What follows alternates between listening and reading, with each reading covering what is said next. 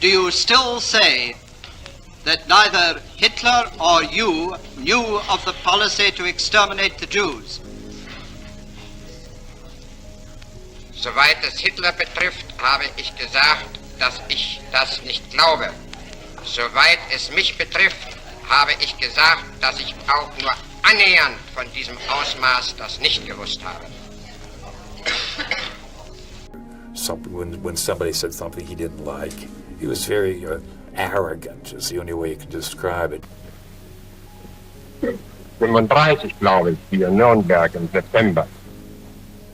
They were not under his command or anything. I mean, as much power as he had during the war, I mean, that power was gone, and they all knew it. They didn't listen to him. They ignored him. October 15th, 1946, Nuremberg. Cell 5 in the prison wing sits under constant illumination. Hermann Göring lies on his cot at 22:47, 2 hours before his scheduled execution. Outside, the gallows have been tested 3 times with sandbags matching his weight. Master Sergeant John C. Woods has inspected the 13-step mechanism. Colonel Burton C. Andrus, the prison commandant, has signed off on security protocols that include 4 guard rotations per hour, strip searches every morning, mail screened by 3 separate officers, visitors limited to chaplains and military personnel, and a complete inventory of Cell 5 conducted weekly since November 1945. Göring weighs 170 pounds now, 94 pounds lighter than when he arrived. The Americans forced him through detoxification, removed his paracodeine supply, monitored every item that entered his cell. In 13 months of confinement, guards logged 28,160 individual cell inspections. Yet somewhere in that cell, within arm's reach of a man under the most intensive custody in modern legal history, sits a brass cartridge no larger than a lipstick tube containing potassium cyanide. The question isn't whether security failed, it's whether Göring spent 13 months building a system that made failure inevitable. The inventory problem. Hermann Göring arrives at Nuremberg on August 12, 1945, carrying more baggage than any other defendant. The Americans confiscate 16,000 paracodeine pills distributed across 22 hiding places in his luggage, 4 rings set with gemstones looted from occupied territories, a monogrammed briefcase containing Luftwaffe operational documents, 2 ceremonial daggers, and a suitcase holding 26 uniforms, enough costume changes for a man who still believes presentation matters. Lieutenant Paul Lauer, assigned to Göring's intake processing, catalogs each item across 4 hours. The inventory list runs to 6 pages. But cataloging possessions is different than understanding what they represent. Göring didn't pack randomly. Every object served a function in what he already understood would be theater. The uniforms established rank. The documents suggested he had nothing to hide. The pills were obvious, almost insulting in their volume. They drew attention. And in counterintelligence, attention on one thing means inattention on another. On his 3rd day in custody, Göring requests his leather shaving kit be returned. It contains 1 straight razor, 1 shaving brush, 1 ivory soap dish, and 1 small brass container marked skin cream in German script. Security examines the razor carefully. They miss the container's false bottom, which holds a glass vial no thicker than a pencil, packed in cotton wadding. For 13 months, investigators would search for how cyanide entered Nuremberg. No one thought to search for what never left. The architecture of certainty. Colonel Burton C. Andrus takes command of the Nuremberg prison facility on November 8, 1945, with a mandate that tolerates zero ambiguity. No defendant escapes, no defendant dies before judgment. He inherits a security apparatus designed by military intelligence officers who studied every prison break, every assassination, every suicide in modern custodial history. The result is mathematical. Each cell measures 9 feet by 13 feet, solid steel doors, observation slots positioned for continuous sight lines, lighting maintained at 40 watts, bright enough to prevent concealment, dim enough to permit sleep. Guards rotate every 2 hours to prevent familiarity.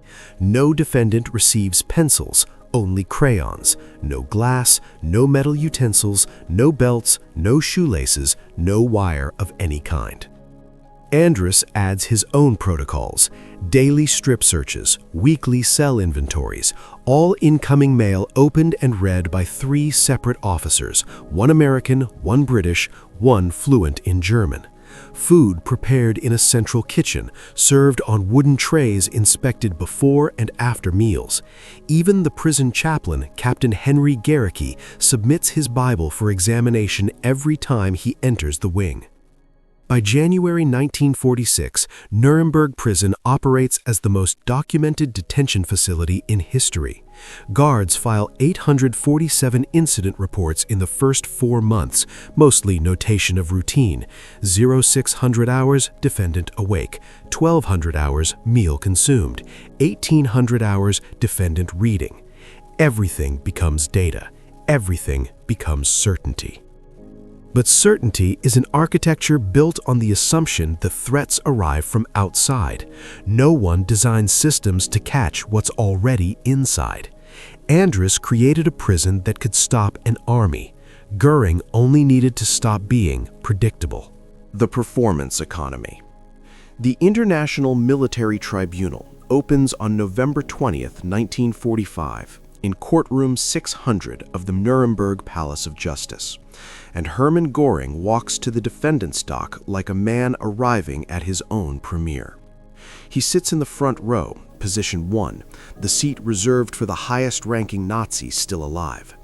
To his right, Rudolf Hess, hollow-eyed and incoherent. Behind him, 20 other defendants who will spend 11 months avoiding eye contact with prosecutors. Göring does the opposite. He leans forward. He takes notes. When Chief Prosecutor Robert H. Jackson delivers his opening statement, the wrongs which we seek to condemn and punish have been so calculated, so malignant, and so devastating that civilization cannot tolerate their being ignored. Göring smiles faintly, as if appreciating the rhetoric. Within 3 weeks, he establishes patterns that define the trial's social architecture. During breaks, he holds court among the defendants, explaining legal strategy, mocking witness testimony, translating complex proceedings for those whose German is weak. The guards report he sleeps well, eats completely, shows no signs of depression. Captain Gustav Gilbert, the prison psychologist, administers IQ tests to all defendants in January 1946. Göring scores 138, the highest of any Nazi on trial. But intelligence isn't the performance. The performance is constructing a version of Hermann Göring that the Allies need to believe. Cooperative, rational, engaged with his own prosecution. A man who has accepted his circumstances. A man who poses no threat because he's too busy narrating history to escape it. Every conversation becomes currency. Every observation becomes inventory. And somewhere in the accumulated noise of 11 months of good behavior, a brass cartridge moves from hiding place to hiding place, always one step ahead of the search grid. Trust is what security grants to prisoners who behave. Göring spent 13 months earning interest. The detoxification advantage. May 1946. Göring loses 94 pounds in 7 months. The Americans don't permit this, they engineer it. Dr. Douglas M. Kelly, the prison psychiatrist, supervises a forced detoxification program that removes every trace of paracodeine from Göring's system. The drug had sustained him since 1937, after he developed an addiction following morphine treatment for a World War I injury that never properly healed. By 1945, he was consuming the equivalent of 5 normal doses per day, enough to dull cognition, slow reflexes, create the bloated, sweating figure that surrendered in Austria. The withdrawal process is clinical. Göring receives decreasing doses over 60 days, monitored hourly for seizures, hallucinations, cardiac arrest. He vomits, he shakes, he requests the drug back 12 times in the first week alone. By July, his dosage reaches 0. By September, his weight drops to 170 pounds. His face sharpens, his eyes focus. Guards report he begins exercising in his cell, something he never did while medicated. What the Americans see, a defendant becoming healthy enough to stand trial, alert enough to participate in his own defense. What they don't calculate, they've returned full cognitive function to a man whose entire career was built on manipulating systems. The paracodeine had made him compliant. The detoxification makes him operational. Captain Gilbert notes in his psychological evaluation from August 1946, subject demonstrates remarkable mental clarity and strategic thinking capability, shows no signs of remorse but extensive signs of planning behavior. The report sits in a file that won't be reviewed until November. By then, the planning behavior will have already executed. The Allies needed Göring competent enough to convict. They gave him competent enough to win. The luggage network. Between November 1945 and October 1946, Hermann Göring receives 437 pieces of correspondence, 14 care packages, and 6 visits from family members under military supervision. Each interaction operates inside Andrus's security framework. Letters arrive opened, read by intelligence officers fluent in German, stamped with approval signatures, delivered by guards who watch Göring's face as he reads them. Care packages undergo X-ray examination, a technology borrowed from customs enforcement, recalibrated for prison use.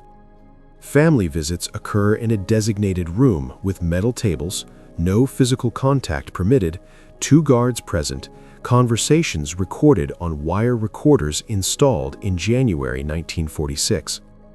Emmy Göring, his wife, visits 3 times. She brings photographs of their daughter Edda, requests for legal documents, messages from former Luftwaffe officers now in Allied custody. Each visit lasts exactly 30 minutes. Each visit ends with the same search protocol. Emmy's handbag emptied, her clothing patted down by female guards, even her shoes removed and inspected. But networks don't require contact, they require coordination. On March 12, 1946, Göring receives a letter from his brother Albert, living in Allied-occupied Munich. The letter discusses family finances, legal expenses, the difficulty of maintaining property under military government. Buried in the 3rd paragraph, the old brass container you kept in your shaving kit remains safe. I've preserved it as you requested. The censor reads this as sentiment, a brother protecting a memento. He stamps it, approved. Göring reads it in his cell and learns something more valuable than contraband. The network hasn't been dismantled. Communication remains possible. And if communication remains possible, so does everything else. Security assumed isolation meant severed connection. Göring understood isolation just meant encrypted language. The scale of observation. By August 1946, Nuremberg prison operations generate 1,847 pages of documentation per month. Guard shift reports, 720 entries logging cell checks at 15-minute intervals across 30 days. Medical records, 264 examinations covering everything from weight measurements to dental complaints. Meal logs, 93 pages tracking food consumption, noting when defendants refuse items, recording portion sizes. visitor documentation, 47 forms processing family contacts, legal consultations, chaplain meetings, mail inspection reports, 203 letters analyzed for coded language, invisible ink, structural anomalies, psychological evaluations, 31 reports from Captain Gilbert assessing mental state, cooperation levels, suicide risk. The American command believes documentation equals control. Colonel Andrews requires written justification for every decision, why a defendant receives an extra blanket, why a light bulb gets replaced, why a guard shift changes. The paper trail becomes proof of diligence. 3 officers review these documents weekly, 2 more conduct monthly audits. But volume obscures pattern. When guards file 28,160 individual cell observations across 13 months, the reports become statistical rather than analytical. Defendant reading appears 4,183 times. Defendant sleeping appears 3,927 times. No unusual activity appears 6,441 times. The language flattens into template. The observations become ritual rather than investigation. On September 18, 1946, a guard notes, Defendant Göring observed holding small object appeared to be examining it closely. Object returned to personal effects box. The report generates no follow-up. Its entry 23,847 in a system that has recorded 23,846 entries before it, most of them irrelevant. Surveillance at scale doesn't increase security, it creates noise that buries signal. The cross-examination reversal. March 13, 1946. Robert H. Jackson begins his cross-examination of Hermann Göring, and within 18 minutes, the power structure of courtroom 600 inverts. Jackson is America's chief prosecutor, a Supreme Court justice, the architect of the legal framework that created this tribunal. He's prepared for 8 weeks. He's studied transcripts of Göring's speeches, reviewed Luftwaffe operational orders, compiled evidence linking him directly to concentration camp expansion, slave labor programs, art looting across occupied Europe. The goal is surgical. Break Göring's composure, force him into contradictions, demonstrate that Nazi leadership operated as a criminal conspiracy. But Jackson structures his questions like a prosecutor addressing a defendant. Göring responds like a professor correcting a student. When Jackson asks about the Reichstag fire, Göring delivers a 12-minute explanation of Weimar political instability, communist threats, emergency decree authority under Article 48. When Jackson interrupts, Göring smiles and says, "I am simply providing the context necessary for accuracy." The judges allow it. When Jackson presents evidence of Luftwaffe involvement in terror bombing, Göring pivots to strategic necessity, compares British bombing of German cities, questions whether law can regulate warfare itself. The cross-examination lasts 3 days. Jackson becomes visibly frustrated. Göring never raises his voice, never loses control, never gives the prosecution the moment of collapse they need. British prosecutor Sir David Maxwell Fyfe will fare better in later questioning, but the damage is complete. Newspapers across Europe report that Göring dominated his interrogation. What looks like courtroom victory is actually operational cover. While prosecutors focus on breaking him intellectually, no one notices that he's established the only credential that matters for what comes next. He's demonstrated he can outthink the people watching him. The trial became proof that Göring still controlled narrative. Narrative control was proof he could control everything else. The verdict economy. October 1st, 1946. The International Military Tribunal delivers verdicts across 4 days, and Hermann Göring receives his on the first morning. Guilty on all 4 counts. Count 1. conspiracy to wage aggressive war. Count 2, crimes against peace. Count 3, war crimes. Count 4, crimes against humanity. The tribunal's judgment runs to 47 pages specific to Göring alone, more than any other defendant. It catalogs his role in establishing concentration camps, implementing the 4-year plan that militarized Germany's economy, authorizing Reinhard Heydrich to implement the final solution to the Jewish question in a directive signed July 31, 1941. The evidence is conclusive. The sentence follows automatically: death by hanging. 12 defendants receive death sentences. 3 receive life imprisonment. 4 receive prison terms ranging from 10 to 20 years. 3 are acquitted. The mathematical distribution suggests precision, each punishment calibrated to individual guilt, each outcome reflecting careful legal reasoning. But Göring understands something the tribunal doesn't. Verdicts create hierarchy even in condemnation. He's sentenced first because he's ranked first. He's guilty of everything because he commanded everything. The judgment confirms what he spent 11 months establishing, that among 21 defendants, he remains the primary actor, the essential Nazi, the only figure whose trial mattered enough to dominate international coverage. In Cell 5 that evening, Captain Gilbert visits to assess psychological state.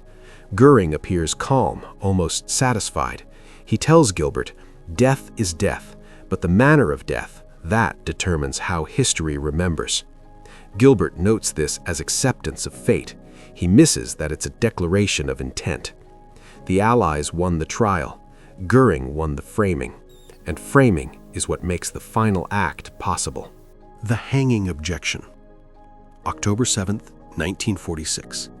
Hermann Göring submits a formal petition to the Allied Control Council requesting modification of his sentence, death by firing squad instead of hanging. The request carries 2 pages of legal reasoning. Göring argues that as a military officer, a Reichsmarschall, the highest rank in German armed forces, he deserves execution by military means. He cites precedent. Napoleon's marshals faced firing squads, not civilian execution methods. He references the Hague Conventions on treatment of prisoners of war, suggests that hanging constitutes degradation inconsistent with military honor. The petition is precise, formal, almost academic in tone. The Allied Control Council rejects it within 48 hours. The response is equally formal. Göring was convicted as a civilian criminal, not as a soldier following orders. The tribunal prosecuted crimes against humanity, not military defeat. Hanging is the prescribed method for criminal execution under international precedent. There will be no modification. What looks like a failed negotiation is actually the final step in construction. Göring has now established on official record that the manner of his death matters more than death itself. He's created documentation of his objection. He's positioned hanging as a form of humiliation specifically chosen by the Allies. And he's given himself one last piece of narrative leverage. If he hangs, he dies as they want. If he doesn't hang, he dies as he chooses. Lieutenant Tex Wheelis, assigned to guard duty on October 10th, reports that Göring seems unusually cheerful after the rejection. He's reading, exercising, speaking with confidence about legal appeals he knows will fail. The guard logs note, "Subject appears to have accepted his fate." Acceptance is what you show the guards. Planning is what you do in the 3 minutes between their observation rotations. The transfer window. October 13th, 1946. Herbert Lee Stevers, a 19-year-old private from Los Angeles, begins his shift rotation in the Nuremberg prison wing at 1400 hours. Stevers arrived in Germany 6 weeks earlier, assigned to the 1st Infantry Division's 26th Regiment, then transferred to Nuremberg for tribunal security duty. He speaks minimal German. He's received 2 days of training on prison protocols. Maintain visual contact with defendants, report unusual behavior, never accept gifts or correspondence, rotate positions every 2 hours to prevent familiarity. His service record shows no disciplinary issues. His background check cleared in August. But background checks don't measure susceptibility. They measure history. Stevers is 19, stationed 8,000 miles from home, guarding men who commanded armies when he was in middle school. The psychological distance between guard and prisoner collapses not through corruption, but through boredom, routine, the simple human need for conversation that makes 8-hour shifts tolerable. Göring speaks to him in broken English. Nothing substantial at first. Questions about California weather, comments about American cigarettes, observations about how young the guards look. Small exchanges that guards aren't technically supposed to have, but that supervisors tacitly ignore, because preventing all conversation would require inhuman discipline across 13 months of custody. On October 14th, Göring asks Stevers if he collects souvenirs. Stevers admits he does. Most soldiers do. Göring mentions that his wife Emmy has items from his estate, personal effects with no military significance, things that might interest a young American as historical keepsakes. He suggests Stevers could coordinate with Emmy through letters. No contraband, no violations, just memorabilia. The conversation lasts 4 minutes. It appears in no guard report, and it opens a channel that operates underneath every security protocol Andrus designed. Systems secure against enemies. They don't secure against friends. The final inventory. October 15th, 1946. Between 600 and 1800 hours, Hermann Göring's cell undergoes its final pre-execution inspection. Lieutenant Arthur McClendon supervises. The protocol is exhaustive. Mattress lifted and examined for tears or hidden compartments. Blankets shaken and refolded. Personal effects box emptied item by item onto the cell floor. Contents include 3 books, 2 in German, 1 English dictionary, 1 wooden comb, 1 bar of soap, 14 letters from family members, 6 photographs of his daughter Etta, 1 leather shaving kit containing a straight razor, shaving brush, and brass container marked for skin cream. McClendon examines the razor, the obvious suicide tool. He checks the blade edge, confirms it's been dulled per regulations, returns it to the kit.